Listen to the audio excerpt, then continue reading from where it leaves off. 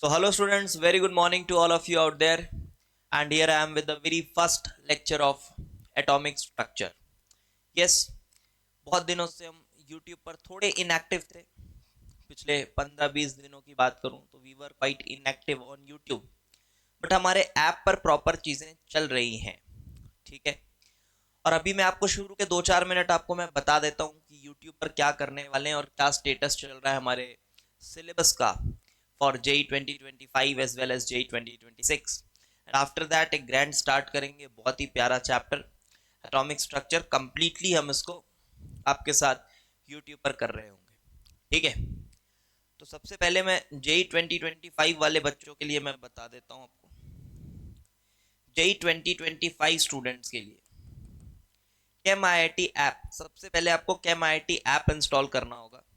अगर आप हमारे साथ कंप्लीट केमिस्ट्री करना चाहते हैं तो टॉप नॉच लेवल पे आपको केम IIT ऐप इंस्टॉल करना होगा. एंड आफ्टर दैट मैं बात अगर करूं जेई 2025 स्टूडेंट्स की, तो इनका IOC कंप्लीट हो चुका है. ऑर्गेनिक केमिस्ट्री का कंप्लीट कोर्स अवेलेबल है. And physical chemistry, chemical kinetics के 2-3 लेक्चर बचे हुए हैं. ठीक है. लास्ट चैप्टर केमिकल काइनेटिक्स है, 2-3 लेक्चर बचे हुए हैं.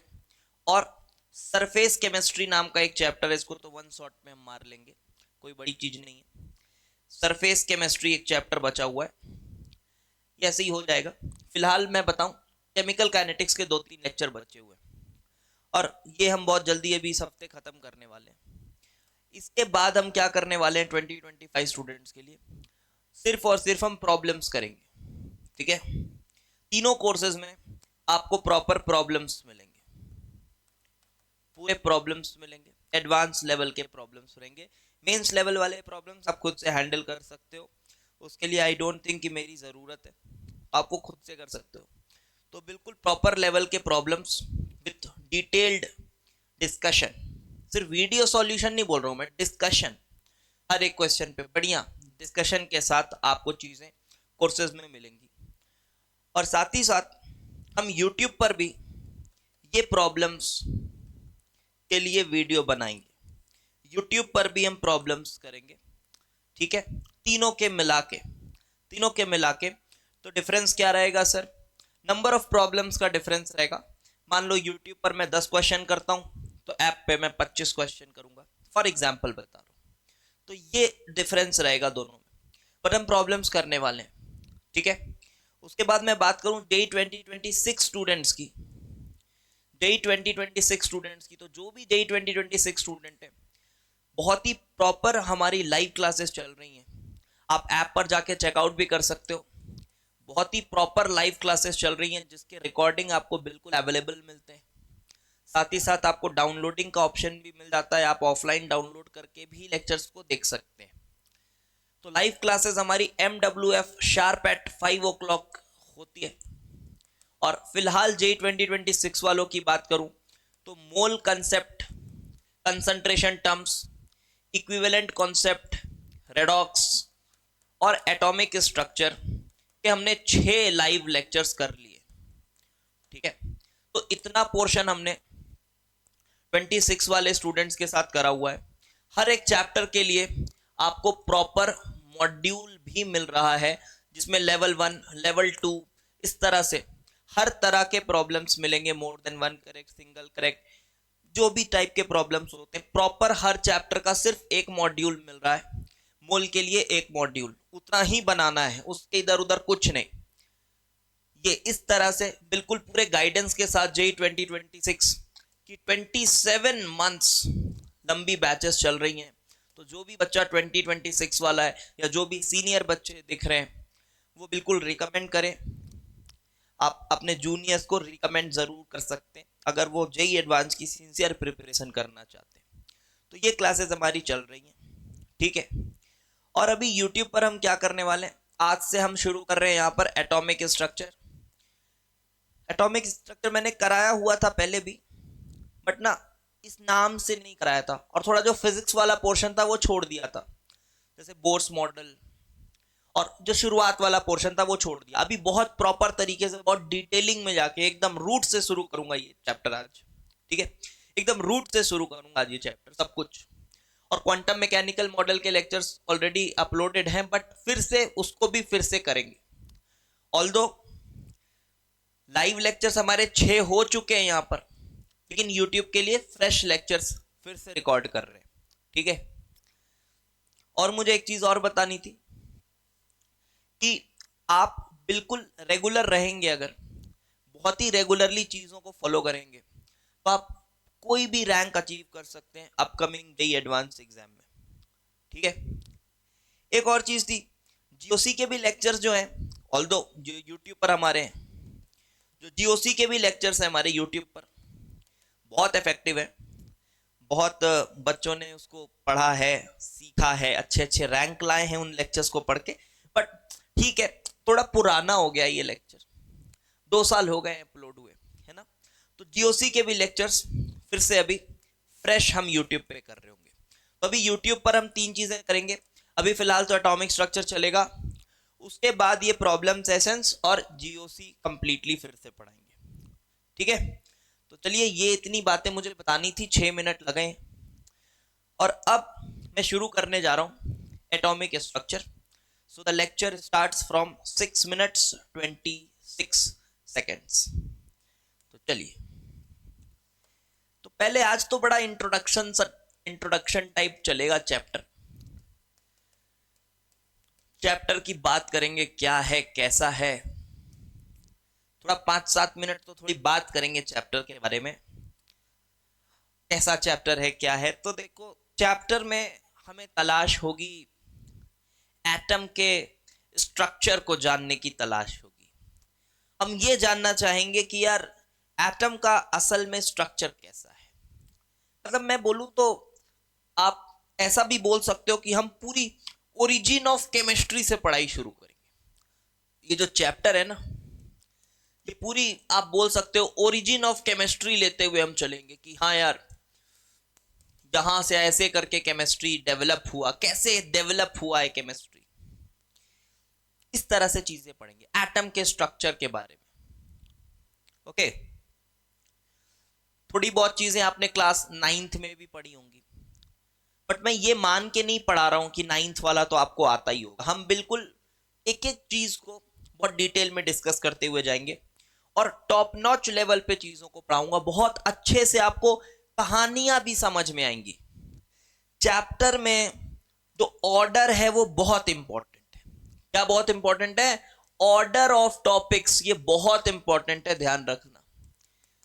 अधिकतर मास्टर इसी चीज में फेल हो जाते हैं और बच्चे भी समझ ही नहीं पाते हैं। अच्छा, इसके बाद ये हुआ, अचानक से फोटो इलेक्ट्रिक इफेक्ट आ गया, अरे अरे अचानक से ब्लैक बॉडी रेडिएशन, अभी तो इलेक्ट्रोमैग्नेटिक वेव बोल रहे थे, फिर ऐसा बोल रहे हैं, वैसा बोल रहे हैं। इस तरह के कंफ्यूजन्स बहुत सारे आते हैं। मैं बता रहा हूं, अगर आपने पढ़ा होगा ये चैप्टर तो आपको भी आ रहे होंगे, है ना, आपको भी आ रहे होंगे अगर आपने ये चैप्टर पढ़ा होगा तो ये ऑर्डर जो है ना टॉपिक्स का, ये बहुत इंपॉर्टेंट है। और इनका कोरिलेशन भी बहुत जरूरी है कि यार ये टॉपिक इससे कैसे रिलेटेड है, इसके बाद क्या हुआ। तो मतलब ये चैप्टर जो है ना थोड़ा सा स्टोरी फॉर्मेट में भी आना चाहिए। स्टोरी फॉर्मेट भी बहुत जरूरी है। क्या क्या एक्सपेरिमेंट परफॉर्म हुए, कौन से एक्सपेरिमेंट परफॉर्म हुए, क्या ऑब्जर्वेशन एक्सपेरिमेंट के, उसका क्या कंक्लूजन निकला, फिर उसका क्या ड्रॉबैक आया, इस तरह से चीजें कैसे इवॉल्व हुई हैं, वो पढ़ना है हमको इस चैप्टर में, ठीक है। बहुत सारे बच्चों को ऐसा लगता है, अरे यार जे थॉमसन की थ्योरी फेल हो गई तो पढ़ ही क्यों रहे। मतलब जो बहुत ही निचले स्तर के दिमाग वाले होते हैं, इस तरह की चीजें भी पूछते हैं, है ना, कि ये क्यों पढ़ रहे हैं, ये तो फेल हो गया था मॉडल, ये क्यों पढ़ रहे हैं। तो अगर आप थोड़ा समझ रखें तो इसलिए पढ़ाया जा रहा है ताकि आपको पूरा इवोल्यूशन समझाया जा सके। इवोल्यूशन समझाया जा सके कि यार पहले ऐसा था, फिर थॉट समझ में आएगा। इससे आप थॉट प्रोसेस समझ पाएंगे। इतने आसानी से एक दिन में कोई नहीं बता पाएगा कि एटम क्या है, एक दिन में नहीं बता पाएगा कोई कि एटम एक्चुअली में कैसा है। और सच बताऊं तो आज भी नहीं पता है ढंग से एटम कैसा है ना। आज भी ढंग से नहीं पता है हमको कि एटम कैसा है, अलग अलग थ्योरीज हैं, अलग अलग थ्योरीज हैं। तो आप अगर इस चेष्टा में हैं कि यार मुझे कोई एक अच्छी थ्योरी बता दो ना, है ना, ऐसी बचकानी बातें करते हैं लोग, ऐसी बचकानी बातें। चलो बच्चे करें तो समझ में भी आता है, बच्चे करें तो समझ में भी आता है, टीचर्स भी कुछ सपोर्ट करते हैं कि हाँ यार वो तो केमिस्ट्री में ऐसा है वैसा है, वो भी सपोर्ट करते हैं, नादान, है ना। तो ये थोड़ा दिमाग का स्तर बढ़ाना पड़ेगा हमको अगर ये समझना है तो। मतलब एकदम साइंस का आपको इवोल्यूशन समझ आएगा ये चैप्टर पढ़ के, बहुत मजेदार चैप्टर है। और इसमें मैं बता दूं थोड़ा फिजिक्स भी लगेगा, ठीक है, इसमें फिजिक्स भी इन्वॉल्व है चैप्टर में। तो क्या आपको वो फिजिक्स भी पढ़ने की जरूरत है? फिजिक्स का जो भी टॉपिक होगा मैं थोड़ा बहुत फॉर्मूला बता दूंगा ऊपर ऊपर से, जो भी चीजें लगेंगी फिजिक्स की वो मैं थोड़ा थोड़ा फॉर्मूला बता दूंगा, वो फॉर्मूला याद करके आगे चलना है। पढ़ाने को तो बहुत बढ़िया चैप्टर है, बहुत डिटेल में जाया जा सकता है एक एक चीज के, बट हम इस चीज को भी ध्यान रखेंगे जो हम हमेशा रखते आए कि जो भी टॉपिक हम पढ़ाएं वो जेई एडवांस रेलेवेंट हो, ठीक है। और एक चीज मैं बता रहा हूं, जितना पढ़ा रहा हूं उतना ही पढ़ना है, ना ज्यादा ना कम, इस बात पे ट्रस्ट करिए। तो थोड़ा बहुत मैंने आपको चैप्टर का ओवरलुक दिया है कि यार ऐसा कुछ है इस चैप्टर के अंदर, तो क्या क्या चीजें समझिए। ऑर्डर बहुत जरूरी है, ऑर्डर बहुत जरूरी है, एक्सपेरिमेंट समझना पड़ेगा, क्या एक्सपेरिमेंट हुए, कैसे हुए, क्यों नहीं हुए।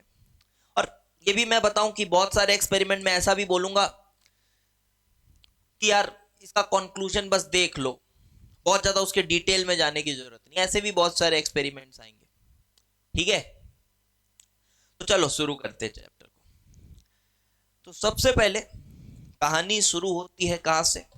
डाल्टन्स एटॉमिक मॉडल से। डाल्टन्स एटॉमिक मॉडल से कहानी शुरू होती है। कब आया था? सन 1808 की बात है, 1808 डाल्टन्स ने एटॉमिक मॉडल दिया। बहुत ज्यादा चीजें पता चली उसके बाद लोगों को कि यार एटम जैसा कुछ होता है। एटम के बारे में बात किया था डाल्टन ने, उसने कहा कि सबसे जो छोटी यूनिट है वो एटम है, ठीक है। पढ़े तो हो गए आप इसके बारे में, बहुत ज्यादा इसके लाइंस लिखने की जरूरत नहीं है, ठीक है, क्योंकि बच्चों को याद भी रहता है। तो इसने किसके बारे में बात किया था? देखो ये सब टॉपिक से बहुत क्वेश्चन नहीं आने वाले, बट पढ़ना जरूरी है, ठीक है, पढ़ना जरूरी है। एटम्स के बारे में बात किया था कि सबसे स्मॉलेस्ट पार्टिकल जो हमारे पास है, स्मॉलेस्ट इंडिविजुअल पार्टिकल जो है, पार्ट ऑफ एनी सब्सटेंस, किसी भी सब्सटेंस का, वो है एटम। दूसरी बात इसने कही, ये तो ठीक है, अभी हम बात करेंगे कि आज हम इसमें से किस बात को मानते हैं किसको नहीं मानते। उसके बाद कि सेम सब्सटेंस अगर है तो वो क्या करता है? It contains similar type of atoms, similar type of atoms, उसमें एक तरह के ही एटम होते हैं। It contains similar type of atoms, ठीक है, जैसे कि कार्बन है तो कार्बन में कार्बन के ही एटम होंगे, ठीक है।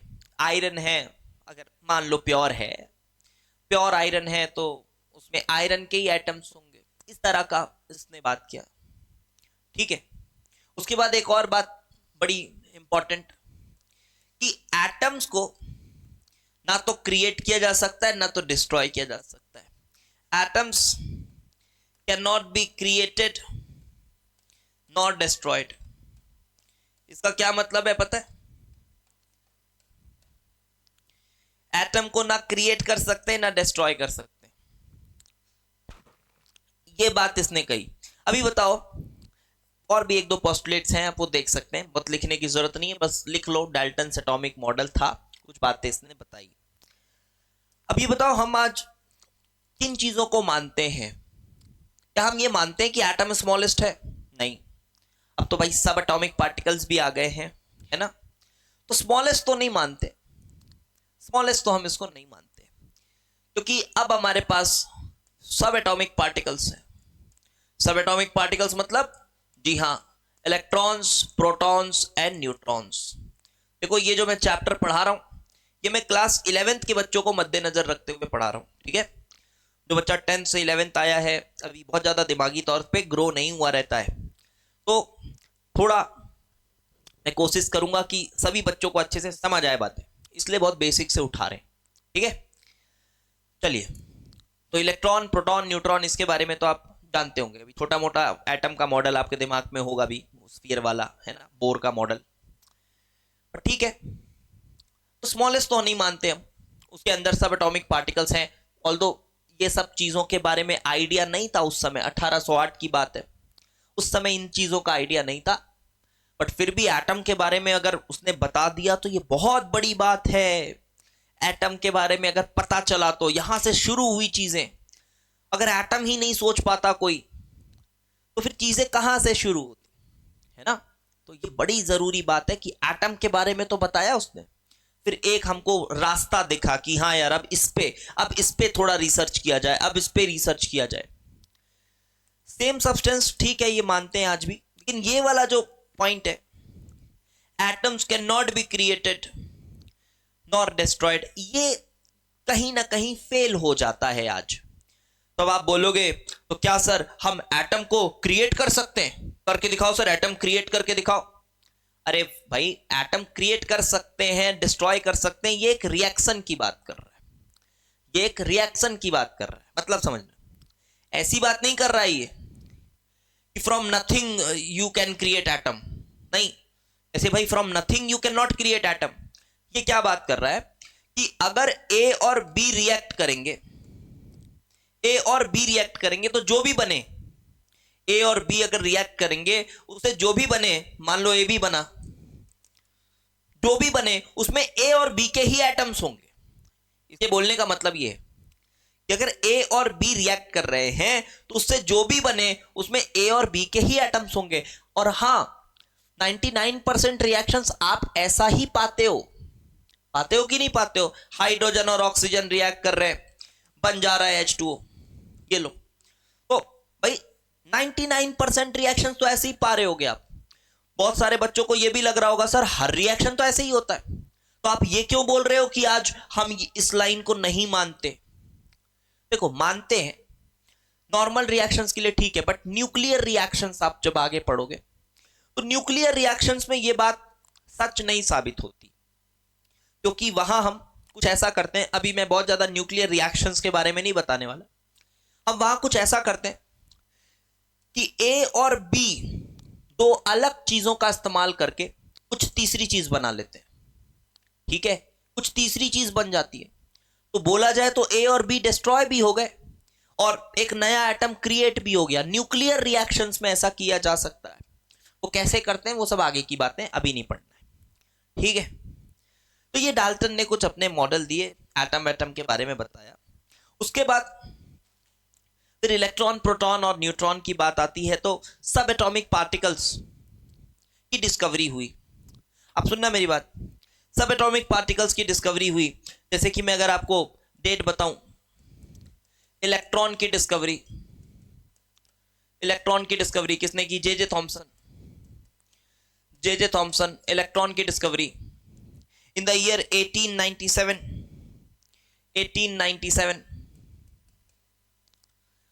देन प्रोटॉन की डिस्कवरी, न्यूट्रॉन की डिस्कवरी। तो प्रोटॉन की डिस्कवरी किसने की? Proton discovery, it was done by Rutherford. जी हाँ, वही रदरफोर्ड जिसका मॉडल आपने पढ़ा है, 1920 की बात है। एंड देन न्यूट्रॉन आया, चैडविक ने किया, जेम्स चैडविक, 1932 की बात है। डेट्स याद रखने की बहुत ज्यादा जरूरत नहीं है, बट फिर भी एक आइडिया लगेगा आपको, इसलिए मैं बता रहा हूं। अब कुछ चीजें और बता रहा हूं मैं आपको, सुनना। अभी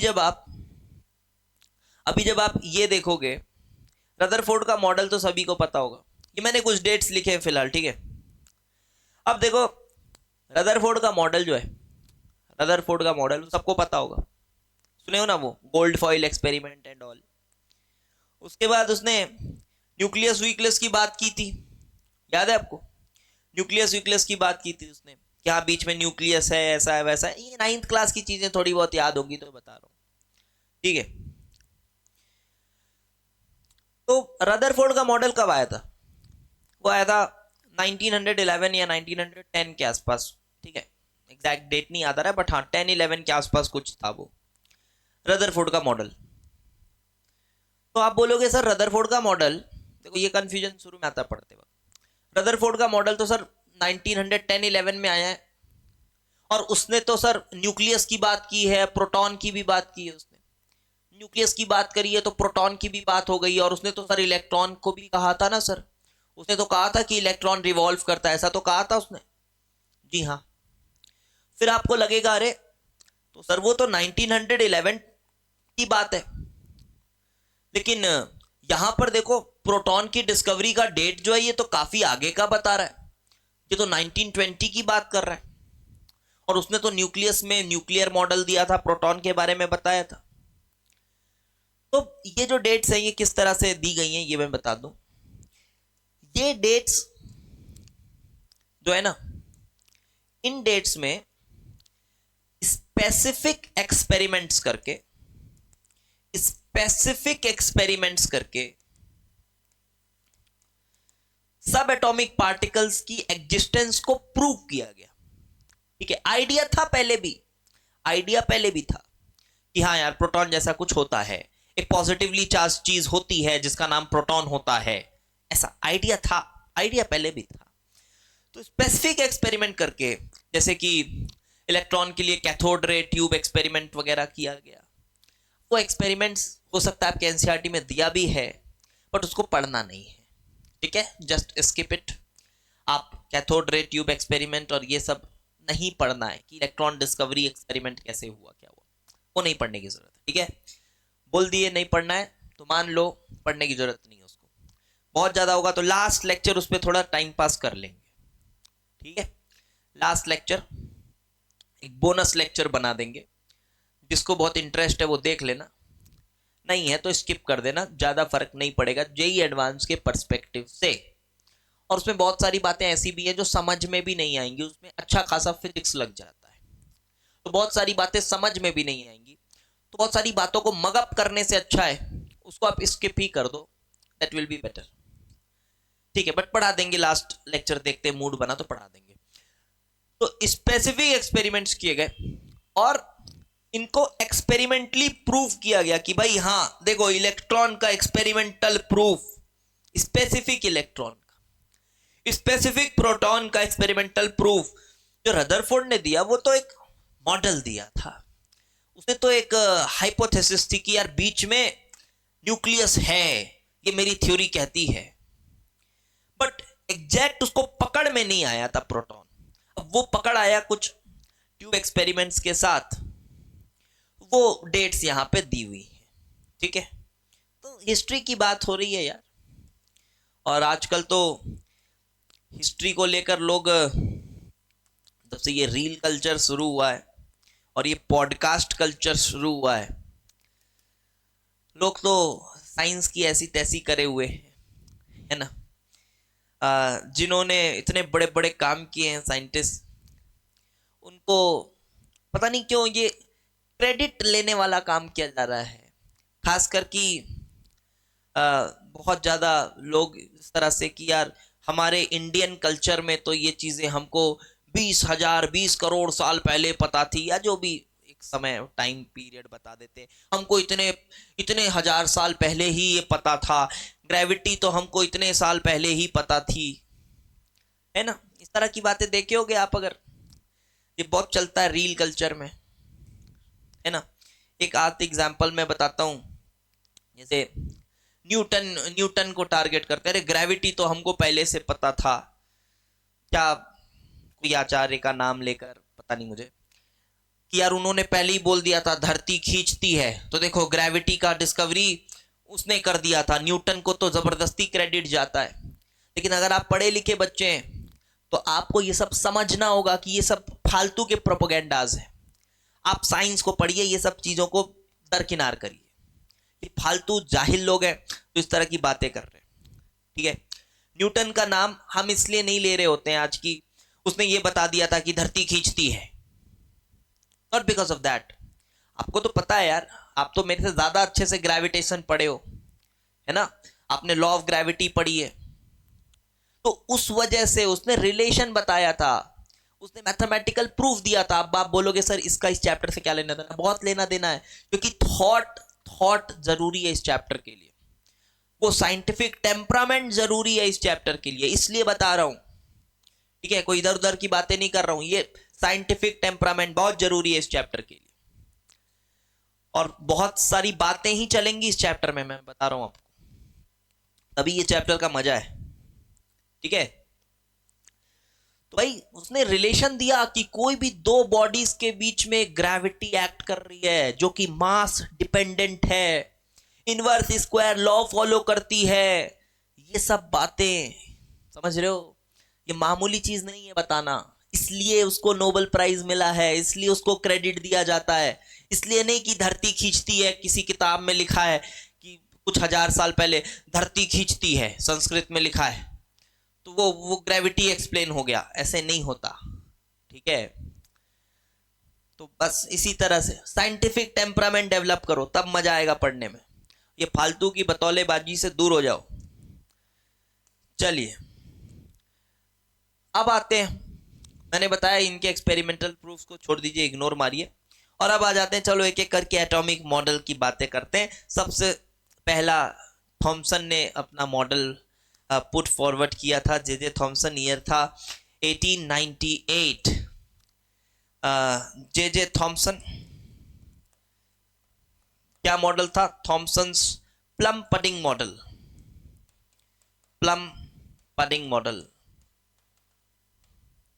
या वाटरमेलन मॉडल भी बोलते हैं लोग। ठीक, देखो क्वेश्चन नहीं आने वाला इससे कुछ, जस्ट आइडिया के लिए बता रहे हैं। वाटरमेलन मॉडल, तो इसने क्या किया, ये ईयर था 18, ये शायद जैसे इलेक्ट्रॉन डिस्कवर किया था उसके एक आध साल बाद इसने अपना ये मॉडल दिया था। हाँ 1898 या 99 ऐसा है, एग्जैक्ट ईयर देख लेना, एनसीईआरटी में लिखा होगा। ठीक है, तो इसने क्या किया, इसने बोल दिया कि जो एटम है भाई वो एक पॉजिटिवली चार्ज्ड स्फीयर है। ठीक है, एटम के बारे में कुछ तो बताया, पहले डाल्टन ने बताया एटम जैसा कुछ है, फिर ये आया ये कहता है एटम एक पॉजिटिवली चार्ज्ड स्फीयर है। लिखो, atoms, atom is a positively charged sphere, is a positively charged sphere, positively charged sphere है और उसमें नेगेटिव चार्ज भी है। एटम न्यूट्रल है, इसने ये बात बताई, क्या बताई? एटम न्यूट्रल है। ये भी एक स्टेप तो ऊपर गए ना, क्या बताया इसने? एटम न्यूट्रल है। बड़ी बात है, बड़ी बात है भाई, उस समय के लिए बड़ी बात है, समझो, उस एरा में जाओ तब समझ आएगा, बड़ी बात है। एटम एक पॉजिटिवली चार्ज स्फीयर है और नेगेटिव चार्ज पार्टिकल्स, पार्टिकल्स का नाम भी उस समय पड़ चुका था।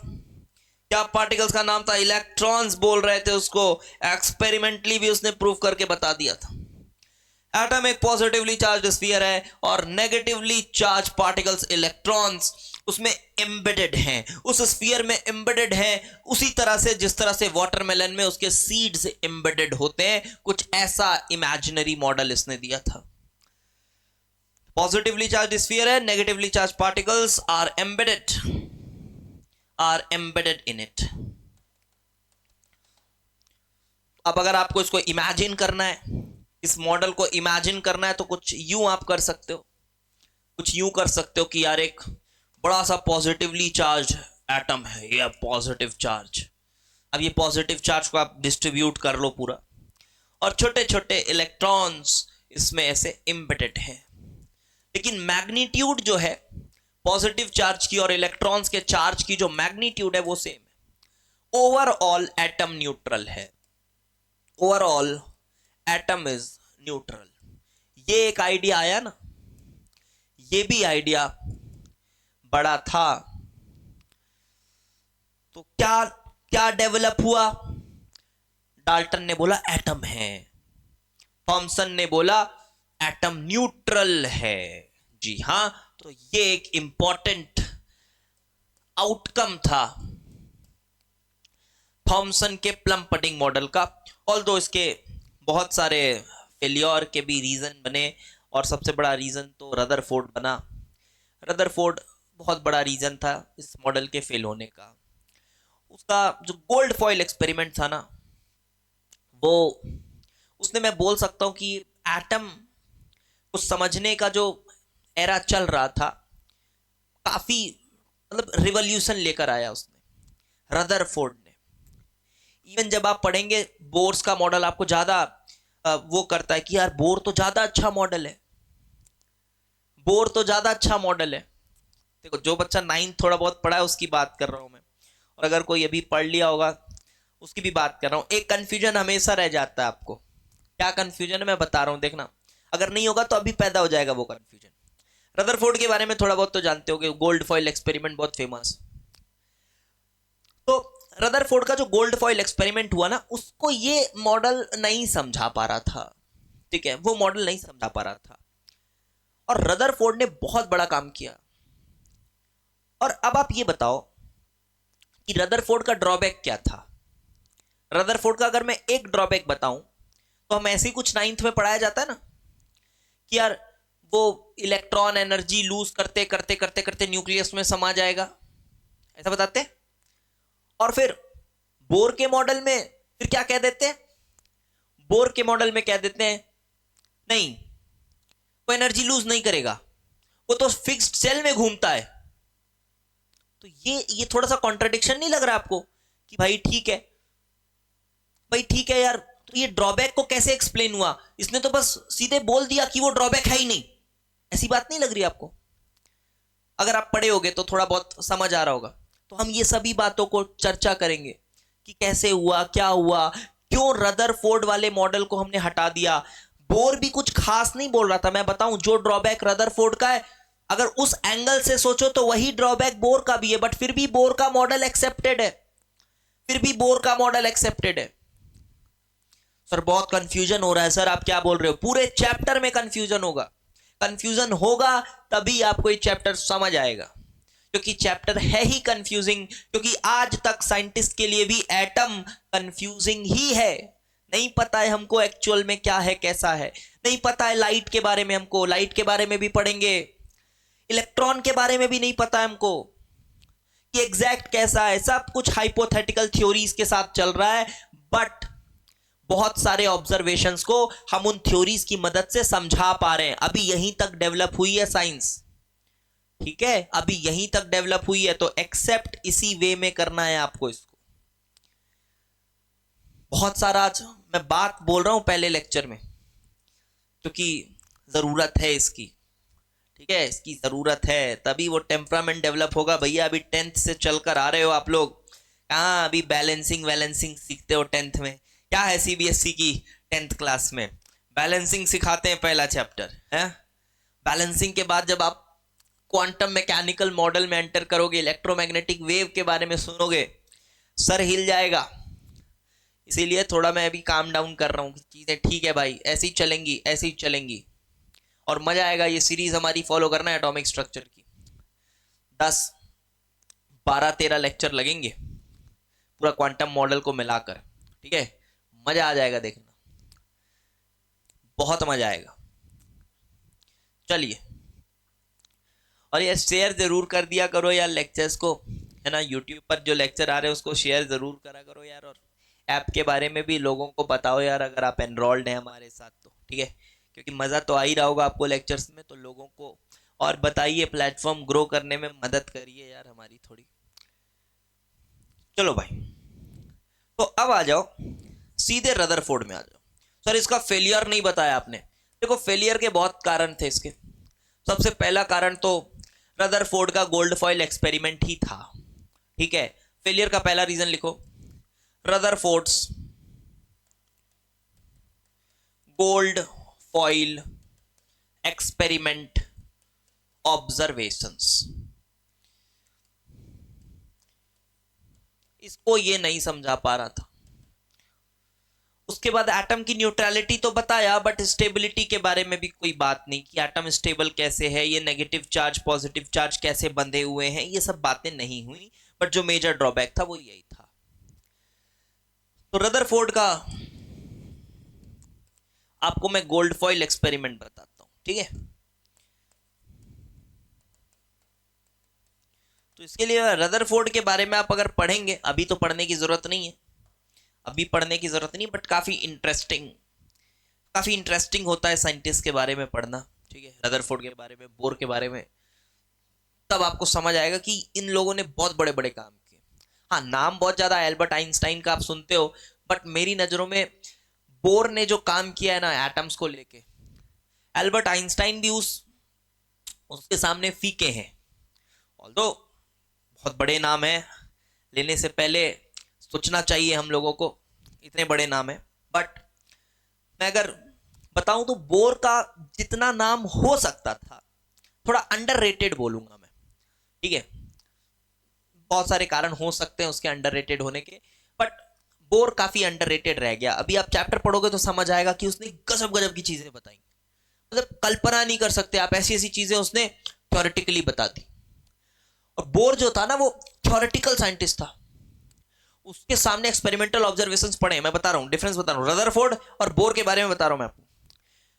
बोर के पास ना क्या कला थी, उसके पास एक्सपेरिमेंटल ऑब्जर्वेशंस हैं, हर तरह के एक्सपेरिमेंट के वो ऑब्जर्वेशंस देख रहा है, रिजल्ट्स देख रहा है, और उसके बाद उनको वो समझाने में माहिर था। मतलब वो समय लेता था, ऑब्वियसली समय लेगा, एक्सपेरिमेंटल बहुत सारे ऑब्जर्वेशंस इकट्ठे करता था, और उसके बाद उनको बहुत अच्छे से थ्योरेटिकली समझा पाता था। एक थ्योरी बताता था वो कि यार ये थ्योरी है, देखो अगर आप ऐसा मानोगे, अगर आप ऐसा मानोगे, पोस्टुलेट्स बोलते हैं उसको, क्या बोलते हैं उसको, पोस्टुलेट्स। कोई भी थ्योरी में जो बातें बताई जाती हैं उसको पोस्टुलेट्स बोलते हैं, कि ऐसा मानो।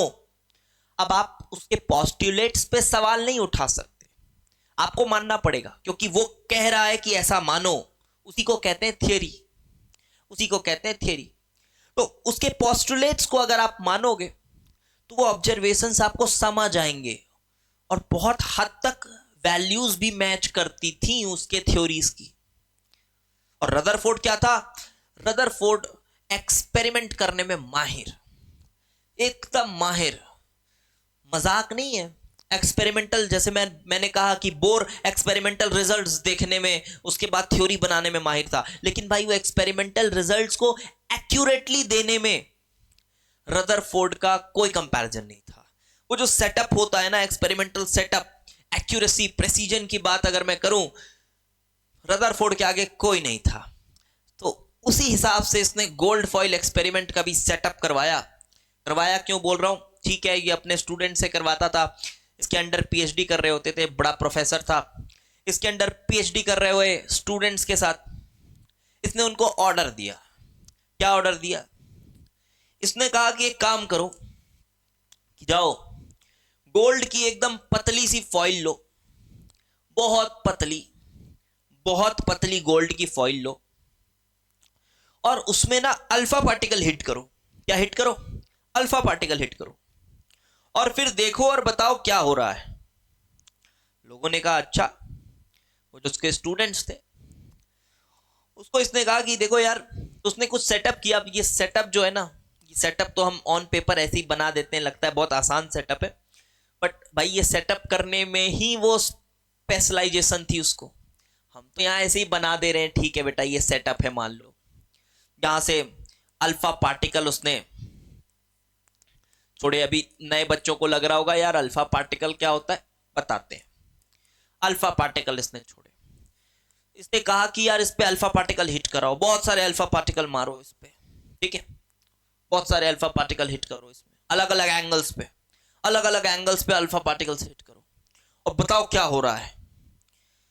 और ना ये जो स्क्रीन लगी हुई है, यहां पर एक कोटिंग लगाई गई थी, जिंक सल्फाइड की कोटिंग। जिंक सल्फाइड क्या है कि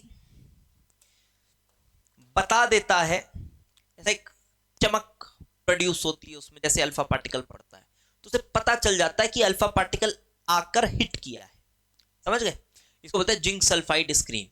तो ZNS की स्क्रीन रखी गई। मैं फिर से बोल रहा हूं, ये सेटअप करना बहुत आसान नहीं है, एक्यूरेटली इसको करना आसान नहीं है, उसी चीज में माहिर था रदरफोर्ड। तो ये सेटअप हुआ। देखो आज 150 साल हो गए लगभग, फिर भी हम इसके एक्सपेरिमेंट को पढ़ रहे हैं। 150 तो नहीं, चलो फिर भी 110-20 साल तो हो ही गए, ठीक। अब अल्फा पार्टिकल क्या होते हैं? अल्फा पार्टिकल बेटा पॉजिटिवली चार्ज पार्टिकल होते हैं। अल्फा पार्टिकल क्या होते हैं? They are positively charge particles. इसका जो सोर्स होता है ना, वो रेडियो एक्टिव सब्सटेंस के न्यूक्लियाई से निकलते हैं। ये रेडियो एक्टिविटी आपने सुना होगा अपनी जिंदगी में कभी ना कभी। तो रेडियो एक्टिव मटेरियल्स के जो न्यूक्लियस होते हैं वो काफी अनस्टेबल होते हैं। उनके न्यूक्लियस से अल्फा पार्टिकल्स, बीटा पार्टिकल्स और तरह तरह के पार्टिकल्स निकलते होते हैं। इसीलिए हम कहते हैं कि यार उसका न्यूक्लियाई अनस्टेबल है, उसका न्यूक्लियाई अनस्टेबल है। तो अल्फा पार्टिकल फिलहाल आप ऐसे ही समझ लो, किसी रेडियो एक्टिव सोर्स से प्रोड्यूस किया गया होगा और उसको गोल्ड फॉइल पे हिट कराया जा रहा होगा। अल्फा पार्टिकल को अगर समझना है, उसकी मास क्या होती है, उसका चार्ज क्या होता है, तो आप हीलियम के न्यूक्लियस की तरह सोच सकते हो। अल्फा पार्टिकल को ये मास और चार्ज में हीलियम के न्यूक्लियस को रिजेंबल करता है, ठीक है। इसलिए कभी कभी इसको ऐसे ही बोल दिया जाता है, alpha particle is helium nuclei. Alpha particle is a helium nuclei, but वो रिजेंबलेंस है। ऐसा मत सोच लेना कि हीलियम का न्यूक्लियस ही आ जा रहा है, वो रिजेंबलेंस है, ठीक है। तो अल्फा पार्टिकल हीलियम न्यूक्लियाई की तरह है। अब आपको एटॉमिक नंबर, मास नंबर, देखो इसका ज्ञान होगा, मैं ये मान के चलता हूं। मैं भी आपको एटॉमिक नंबर क्या होता है, मास नंबर क्या होता है, इस स्तर पे नहीं ले जा पाऊंगा, ठीक है। ये सब आपने 9th क्लास में पढ़ा होगा। तो भाई हीलियम का न्यूक्लियाई, हीलियम में 4 यूनिट मास होता है और 2 यूनिट चार्ज होती है, पॉजिटिव चार्ज। तो अल्फा पार्टिकल भी वैसे ही है, +2 यूनिट चार्ज होती है इसमें, और 4 यूनिट क्या होता है, 4 यूनिट मास होता है। तो अल्टीमेटली बोलूं तो एक पॉजिटिवली चार्ज पार्टिकल है। तो ये सेटअप था, अल्फा पार्टिकल बम्बार्ड किया गया एक बहुत ही पतली गोल्ड फॉइल में, ठीक है। बहुत ही मेल्लेबल होता है गोल्ड, इस वजह से गोल्ड को चूज किया होगा उसने, और भी उसके कुछ कारण होंगे जो उसी को पता है, क्योंकि उसको पता था कि रिजल्ट्स एक्यूरेटली कैसे लाने हैं। तो हम उसके दिमाग में घुसकर ये एग्जैक्ट नहीं आंसर कर सकते। हाँ, हम बोल सकते हैं कि बहुत मैलिबल होता है इसलिए ऐसा वैसा, बट गोल्ड ही क्यों, तो इसका एग्जैक्ट आंसर नहीं बता सकते, ठीक है। इसका एग्जैक्ट नहीं बता सकते, उसका कुछ थॉट रहा होगा, उसने गोल्ड यूज किया, दैट्स इट। अब ऑब्जर्वेशन क्या आया, काफी फेमस ये ऑब्जर्वेशंस हैं। उसने ये देखा कि ज्यादातर अल्फा पार्टिकल्स क्या हो जा रहे हैं, अनडेविएटेड पास कर जा रहे हैं। ज्यादातर अल्फा पार्टिकल्स जिस भी एंगल से मारो सीधे निकल गए। अगर आप इधर से मार रहे हो, सीधे सीधे सीधे सीधे निकल जा रहे हैं। Most of the alpha particles they were passing undeviated. तो पहला ऑब्जर्वेशन लिखो, most of the alpha particles, most of the alpha particles passed undeviated। दूसरा ऑब्जर्वेशन, लोगों को लगा, स्टूडेंट्स को लगा कि यार क्योंकि ज्यादातर अल्फा पार्टिकल अनडेविएटेड निकल गए, अब वो जो स्टूडेंट्स थे उनको लगा यार ये क्या टाइम पास करा रहे हैं सर हमसे यार, है ना, क्या टाइम पास करा रहे हैं, हमको तो पता था यही होगा, कुछ नहीं होने वाला, बस हमने मारा पार्टिकल और पार्टिकल निकल गए, कुछ नहीं होने वाला। उसके बाद बहुत दिनों तक उन्होंने नोटिस किया, हो नहीं रहा था कुछ। फिर उन्होंने देखा कि यार कुछ अल्फा पार्टिकल्स ऐसे हैं जो थोड़े थोड़े एंगल से डेविएट हो रहे हैं, थोड़े थोड़े एंगल से डेविएट हो रहे हैं। अभी बस ऑब्जर्वेशन देखना है, ऑब्जर्वेशन पे सवाल नहीं करना है ऐसा क्यों हुआ सर, ऐसा नहीं होता है। ऑब्जर्वेशन ऑब्जर्वेशन होती है, साइंस ऐसे ही चलती है। पहले ऑब्जर्वेशन देखो, अगर समझाने की हिम्मत है तो कोई थ्योरी दो, फिर देखा जाएगा, फिर देखेंगे कि थ्योरी कितनी सही है कितनी गलत है। ऐसे चलता है, ठीक है, ऐसे चलता है। ओके, सो ये अनडेविएटेड पास हुए, कुछ एंगल से कुछ एंगल से डेविएट हुए कुछ alpha particles, so few alpha particles. अब इसके बाद ना थोड़ी उम्मीद जगी स्टूडेंट्स में भी और रदरफोर्ड में भी। Few alpha particles were deviated by very small angles, by very small angles, deviate हुए छोटे छोटे एंगल से, थोड़ा बहुत डेविएट हो गया तो थोड़ा उम्मीद जगी कि अरे कुछ तो हो रहा है, कुछ तो हो रहा है, कुछ तो अलग हो रहा है। उसके बाद रदरफोर्ड ने अपना पता नहीं जो भी दिमाग चलाया होगा, मतलब उसको पता नहीं, ये साइंटिस्टों को पता रहता है यार ऐसा होने वाला है, उनको इतना एक्सपीरियंस हो जाता है चीजों के साथ रह रह के कर करके कि उनको पता रहता है कि यार ऐसा हो सकता है। तो उसने क्या किया, रदरफोर्ड ने बोला अपने स्टूडेंट्स को कि ये काम करो कि थोड़ा ना इस पोर्शन में ऑब्जर्व करो, थोड़ा सर इस पोर्शन में ऑब्जर्व करो, तो ये जो पीछे वाला पोर्शन है इसके जस्ट अपोजिट वाला जो पोर्शन है इसमें थोड़ा ऑब्जर्व करो। अब आप बोलोगे अरे सर तो वो तो दिख ही जाएगा ना, आपने बोला वो चमक जाता है। अरे भाई उसको भी देखने के लिए सेटअप चाहिए होता है, ऐसे नहीं दिख जाता है कि आपको दिखेगी कि यार कोई बिजली चमक रही है, ऐसे नहीं दिखता है, ठीक है, उसको भी देखना पड़ता है और हम उन डिटेलिंग में नहीं जा सकते अभी, नहीं तो इसके सेटअप को पढ़ने में बहुत समय लगेगा और ढंग से समझ भी नहीं आएगा, ये भी बता रहा हूं, ठीक है। तो बात को समझो, चैप्टर को किस तरह से पढ़ना है, जैसे बता रहे हैं वैसे पढ़ना है, ये मान लो।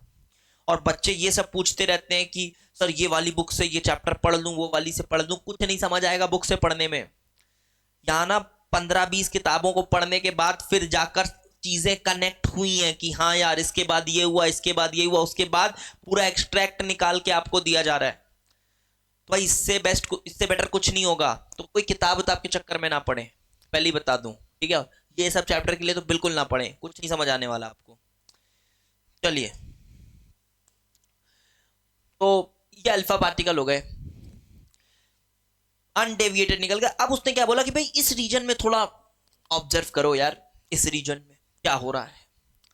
अब स्टूडेंट्स को लगा रही यार ये क्या बात है, हम इधर मार रहे हैं, वो इधर, इधर क्यों हम देखें, इतनी मेहनत फिर करें हम, इधर भी देखना पड़ेगा क्या। उसके बाद बहुत सारे प्रयासों के बाद ये जाकर दिखा कि बहुत ही फ्यू अल्फा पार्टिकल्स, 10,000 20,000 में एक, ये प्रोबेबिलिटी बता रहा हूं, बहुत ही few alpha particles, very few alpha particles वो पीछे की तरफ आ रही थी, मतलब बोला जाए तो वो डिफ्लेक्ट हो जा रही थी 180 डिग्री एंगल के साथ। समझ पा रहे हो, तो लिखो तीसरा, वेरी फ्यू, 1 in 20,000, कहीं 10,000 लिखा रहता है, कहीं 20, कहीं 30, समझ लो वो प्रोबेबिलिटी बताने के लिए, कोई एग्जैक्ट नंबर नहीं है, आपको थोड़े फील देने के लिए वो लिखा जाता है, बाकी कुछ नहीं, बस आप ये समझ लो कि बहुत कम, very few alpha particles was deflected back, were deflected back by an angle of 180 degree, were deflected back by an angle of 180 degrees। और यही ऑब्जर्वेशन, मेरे को तो लगता है रदरफोर्ड को पहले से पता था कि ऐसा होने वाला है, बट अब उसकी दिमाग और दुनिया की दिमाग तो अलग है, तो उसको लगा चलो दुनिया वालों को दिखा देते हैं एक बार, होना तो यही है, लेकिन लोगों को तभी भरोसा होगा जब वो ऑब्जर्व करेंगे साक्षात। तो उसने यही चाहता था वो, और इस ऑब्जर्वेशन पे वो पहुंच गया। लेकिन अब आप सोचो कि सर हम भी ऐसा करेंगे तो मिल जाएगा, सर हम भी ऐसा सेटअप करके, अभी अगर मान लो कोई लैब आ गया जहां हमारे पास ये सब व्यवस्था है, तो हमको भी देखने को मिल जाएगा। नहीं मिलेगा भाई, नहीं मिलेगा, वो सेटअप करना बड़ा मुश्किल काम है, ऐसे नहीं हो जाता है, ठीक। तो आपको नहीं मिलने वाला है, या फिर अगर आपका कोई लैब एक्सपर्ट भी है उसको भी नहीं मिलने वाला है। चलिए, अब इसके तहत इन ऑब्जर्वेशंस को लेके अब बारी आ गई है भाई, अब बारी आ गई है एक न्यूक्लियर मॉडल देने की। अब इसको, अब ये कहेगा कि मुझे एटम के बारे में ज्यादा पता है, थॉमसन तुझे नहीं पता था, मुझे ज्यादा पता है एटम के बारे में, मैंने ये एक्सपेरिमेंट किए। चल अब तू समझा के बता, समझा के बता ऐसा क्यों हो रहा है। तुम्हारे हिसाब से थॉमसन भाई, तुम्हारे हिसाब से तो एटम एक पॉजिटिवली चार्ज्ड स्फीयर है। पॉजिटिवली चार्ज्ड स्फीयर है तो भाई अल्फा पार्टिकल तो पेनिट्रेट ही नहीं होना चाहिए। अल्फा पार्टिकल तो ऐसा जाना चाहिए, पॉजिटिव रिपल्शन के बाद वापस आ जाना चाहिए, तो वो तो इधर जाना ही नहीं चाहिए। तो पहला जो ऑब्जर्वेशन था वही वही नहीं समझा पा रही है। हाँ, अगर आप इससे सोचो तो तीसरा वाला ऑब्जर्वेशन समझ आ रहा है कि हाँ वापस आ गया ना, पॉजिटिव चार्ज है। अरे भाई लेकिन तीसरा वाला तो वेरी फ्यू अल्फा पार्टिकल्स थे, तीसरा वाला तो वेरी फ्यू अल्फा पार्टिकल्स थे, मेजॉरिटी का क्या हुआ, तो पास करके निकल जा रहे हैं। तो बात ऐसी है कि देखो भाई नहीं समझ आ रहा है जे थॉमसन से। तो यहां रदरफोर्ड ने दिया अपना न्यूक्लियर मॉडल, करते हैं चलो उसकी बात। तो लिखो उसको न्यूक्लियर मॉडल उसका। सो राइट डाउन कंक्लूजन्स। कंक्लूजन क्या दिया इसने, कंक्लूजन्स लिखो। पहला कंक्लूजन इसने ये दिया यार, देखो कि एटम ऐसा है, देखो देखो देखो एटम कैसा है। डाल्टन ने बताया एटम है, थॉमसन ने बताया एटम न्यूट्रल है, अब मैं बताता हूं देखो एटम कैसा है। एकदम पब्लिक पब्लिक आ गई पूरी, ये बताएगा, रदरफोर्ड बताएगा एटम कैसा है। अब ऐसे पब्लिक पब्लिक नहीं आई थी, मॉल बना रहा हूं बस, लेकिन बात को समझो। इसने बोला कि एटम में ना बहुत जगह खाली है, बहुत बहुत जगह खाली है, एटम में मेजर जो पोर्शन है वो बिल्कुल स्पेस वेकेंट है, ऐसा बोल दिया इसने। तो देखो most of the space, most of the space in an atom, in an atom is vacant. इसीलिए तो ज्यादातर अल्फा पार्टिकल्स बिना डेविएशन के निकल जा रहे थे, ज्यादातर जगह खाली है। लेकिन वो जो डिफ्लेक्शन बैक हो रहा था, वो जो डिफ्लेक्शन बैक हो रहा था वो हो रहा था एक बहुत ही डेंस पॉजिटिव चार्ज की वजह से। Okay, so that 180 degree deflection, 180 degree deflection was due to very dense positively charged particle, positively charged particle present inside an atom, present inside an atom, atom के अंदर बहुत ही छोटा। ठीक है, और मैं बताऊं आपको, यहां तक उसके कुछ कैलकुलेशंस थे, और उन कैलकुलेशंस की मदद से उसने एटम का साइज और न्यूक्लियस के साइज के बारे में भी बताया, एटम का साइज और न्यूक्लियस के साइज के बारे में भी बताया। तो उसने ये कहा कि his calculations showed that size of an atom, देखो ये अब एक जनरल बात हो रही है। अब आप बोलोगे सर ये एटम की साइज तो बड़ी होती है, इसकी छोटी होती है, लेकिन हाँ एक रफ वैल्यू इसने दी कि साइज ऑफ एन एटम, यहां पे बात हो रही है रेडियस की, तो रेडियस की बात हो रही है, तो ये रफली 10 की पावर -10 मीटर्स के आसपास होती है। और वही अगर न्यूक्लियस की बात करी जाए तो न्यूक्लियस रफली 10 की पावर -15 मीटर्स के आसपास होता है, मतलब 10 की पावर 5 मीटर का डिफरेंस। तो इसको थोड़ा फील देने के लिए लोग ऐसे भी बताते हैं कि आप अगर आपको एटम इमेजिन करना है तो इसका जो न्यूक्लियर मॉडल है, तो अब फाइनली इसने दे दिया अपना न्यूक्लियर मॉडल, और इसने क्या कहा कि भाई देखो एटम ऐसा है, न्यूक्लियर मॉडल देखो एटम ऐसा है कि बीच में एक बहुत ही डेंस पॉजिटिव चार्ज है, बहुत ही डेंस पॉजिटिव चार्ज है बीच में, और ना ये बहुत छोटा है, ये बहुत छोटा है, और इलेक्ट्रॉन्स इसके चारों तरफ रिवॉल्व हो रहे हैं। पॉजिटिव चार्ज है और इसी को इसने नाम दिया न्यूक्लियस। इसने नाम दिया न्यूक्लियस। और इलेक्ट्रॉन ना इसके चारों तरफ रिवॉल्व कर रहे हैं। इलेक्ट्रॉन इसके चारों तरफ रिवॉल्व कर रहे हैं। सर लेकिन ये फिक्स्ड ऑर्बिट की बात किया था क्या इसने? अब देखो कुछ कुछ लोग बचपना करते हैं, और मैं बताऊं ज्यादातर टीचर्स को भी नहीं पता होता ये। वो आपको यही बताएंगे कि बेटा देखो रदरफोर्ड ने ना ऑर्बिट की बात नहीं बताई थी, और उसने ऑर्बिट नहीं बोला इसलिए ड्रॉबैक हो गया, और बोर ने ऑर्बिट बोल दिया तो ड्रॉबैक नहीं हुआ। ये क्या पागलों वाली बात है?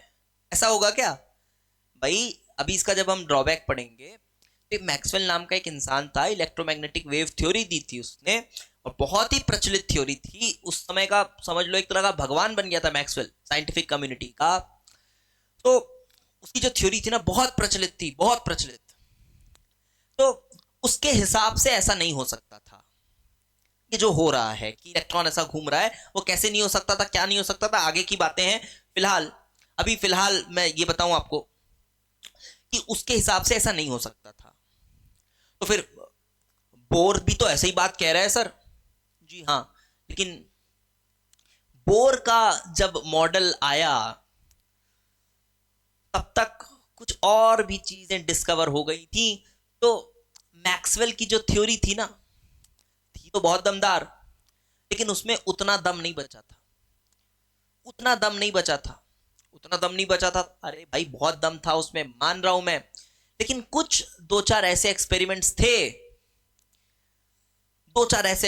थे जो मैक्सवेल के थ्योरी से नहीं समझ आ रहे थे, मैक्सवेल के वेव थ्योरी से नहीं समझ आ रहे थे। वहीं से डुअलिटी शुरू हुई। सब बताऊंगा भाई, सब बताऊंगा बहुत आराम से। पहले क्लास में तो बस थोड़ा बहुत माहौल बनाया हूं आज, ठीक है? सब बताएंगे चैप्टर भर। तो वो जो आप ऐसे ड्रॉबैक पढ़ते हो ना, वो सब बचपना है, छोड़ दो वो सब, ठीक है? तो ये बात हुई अभी तक कहाँ आए हम? अभी तक हम आए न्यूक्लियर मॉडल में, ठीक है? तो इसके अंदर कौन है? प्रोटॉन और न्यूट्रॉन। प्रोटॉन और न्यूट्रॉन इसके अंदर है। आप बोलोगे सर न्यूट्रॉन तो बाद में डिस्कवर हुआ, ठीक है, वो एक्सपेरिमेंटल प्रूफ उसका मिला, इसने मॉडल में बता दिया। एक्चुअली में इसने न्यूट्रॉन को दिखा के प्रूव नहीं किया, ये बात हो रही है, दोनों अलग बातें।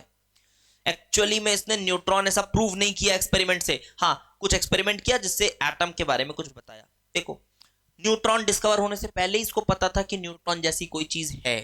कैसे पता था? पता नहीं कैसे पता था बट ठीक है। अब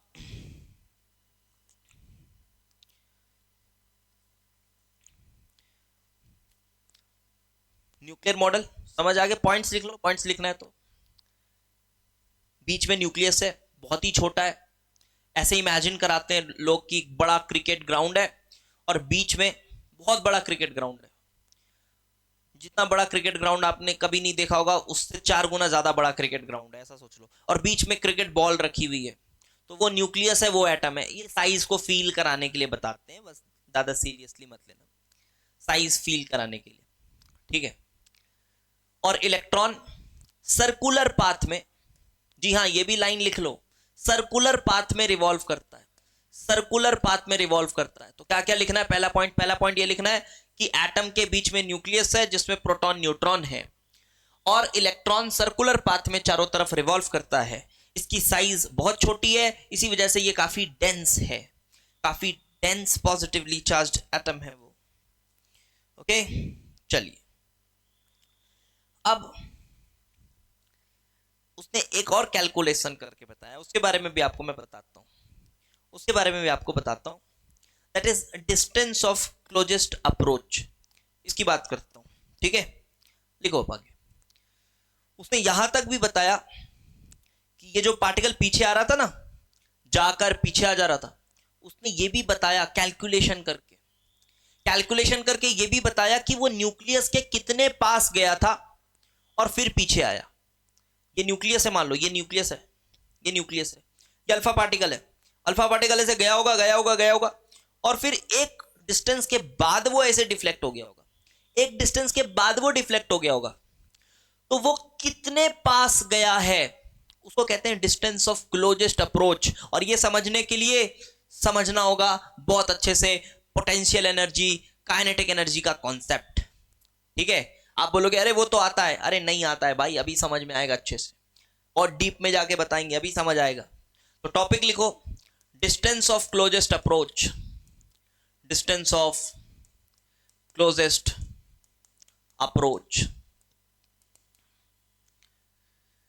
तो ये जो डिस्टेंस ऑफ क्लोजेस्ट अप्रोच है ये क्या है, ये एक्चुअली में हम बात कर रहे हैं, ये है न्यूक्लियस, ये है न्यूक्लियस, और ये है अल्फा पार्टिकल, ये है अल्फा पार्टिकल। ठीक, तो अल्फा पार्टिकल गई और एटम होगा ये। अभी हम एटम की बात नहीं कर रहे हैं, बस न्यूक्लियस की बात कर रहा हूं मैं। न्यूक्लियस की वजह से ही तो ये पीछे आया है कि बड़ा डेंस पॉजिटिवली चार्ज एटम है, तो इसकी वजह से ये डिफ्लेक्ट बैक हो गया, ये डिफ्लेक्ट बैक हो गया। तो ये कहां तक पहुंचा, what is the distance, what is this distance, ये डिस्टेंस की बात हो रही है। तो लिख लो, बस इतनी बात लिखो पहले, दिस डिस्टेंस आर, ये जो मैं ग्रीन कलर से मार्क किया हूं ये R, this is called the distance of closest approach, this is distance of closest approach. और ये हमको डिराइव करना है कि how it can be calculated. So to understand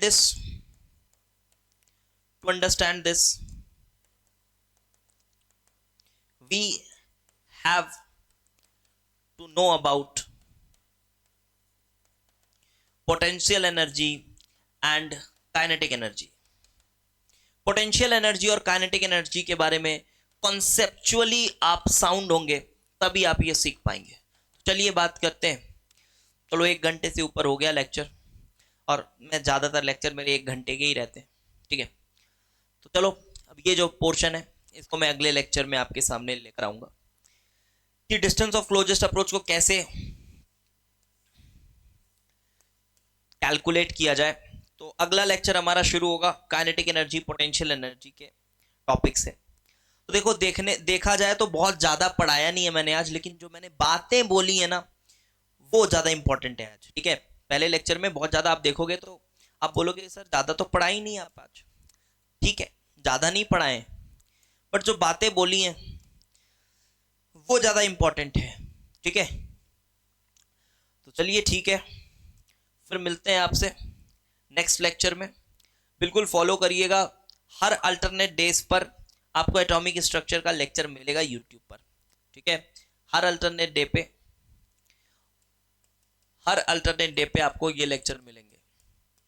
तो please do follow and also recommend other students about our YouTube channel, those who are sincere JEE Advanced aspirants, and also about Chem IIT app।